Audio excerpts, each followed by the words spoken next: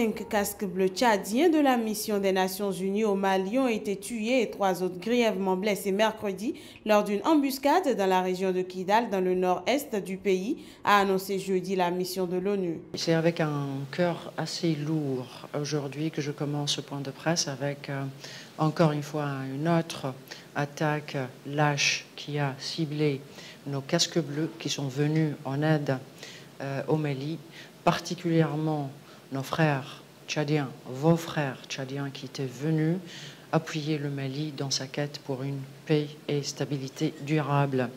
Suite à l'attaque, 3 suspects ont été capturés et ils seront remis aux autorités maliennes compétentes. Cette attaque est la plus meurtrière visant la force de l'ONU depuis celle du 12 février contre la base de la MINUSMA à Kidal, qui avait coûté la vie à 7 casques bleus guinéens, dont une femme, et qui avait été revendiquée par le groupe djihadiste en Sardine du Touareg malien Iyad Ag Ghali.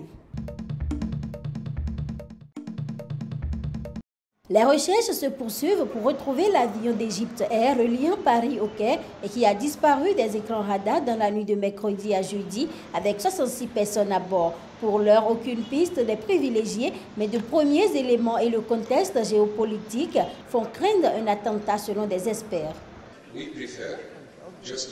Nous n'excluons pas l'acte terroriste. Nous ne pouvons pas dire que ce n'est pas un acte terroriste. Et nous ne pouvons certainement pas exclure cette possibilité. Mais nous ne pouvons pas céder aux gens qui prennent un fait, puis extrapolent avec tout genre de théorie.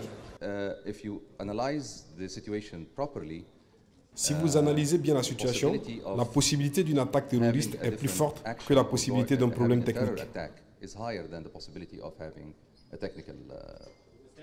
Cette disparition intervient un peu plus de 6 mois après l'explosion le 31 octobre d'une bombe à bord d'un Airbus A321 dans le sud-est de l'Égypte, tuant ses 224 occupants. Le président français François Hollande s'est entretenu en début de matinée avec son homologue égyptien Abdel Fattah al-Sisi, évoquant une coopération étroite pour établir le plus vite possible les circonstances de cette disparition selon Paris.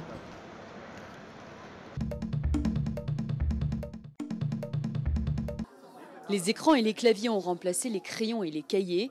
À l'école pour filles de Kibera, on apprend à se servir d'un ordinateur dès la primaire. Objectif, préparer les jeunes filles à trouver un emploi dans les sciences ou l'informatique, des domaines presque exclusivement masculins. Idéalement, on essaye de faire beaucoup de code.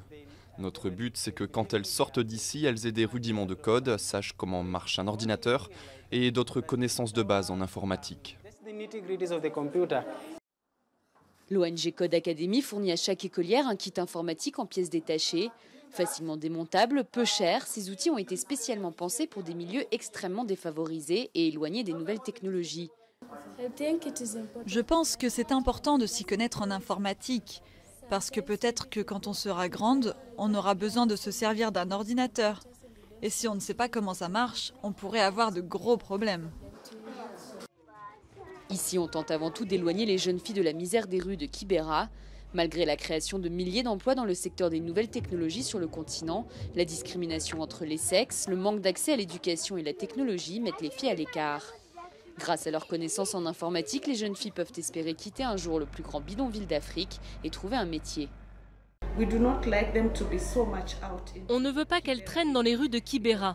Si c'était le cas, leur situation serait inacceptable. Elles pourraient être maltraitées, forcées à travailler. Une fois qu'elles sont chez nous, engagées dans le programme, on les garde et on leur propose un espace de travail et d'apprentissage où elles sont en sécurité.